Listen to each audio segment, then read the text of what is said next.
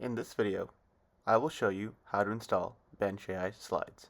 Start off by heading to Extensions in the toolbar.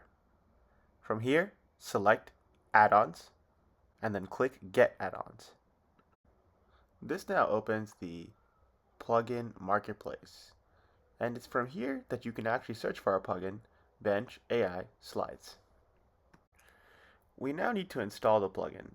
To do this, click on the Bench AI Slides icon, and from here, press Install. In order to access the application, you will have to give us access to your Google account.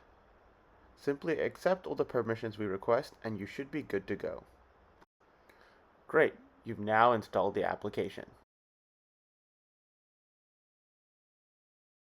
To run the application, head over to Extensions and hover over Bench AI Slides. Now, hit Launch. And with that, you are now ready to use Bench AI.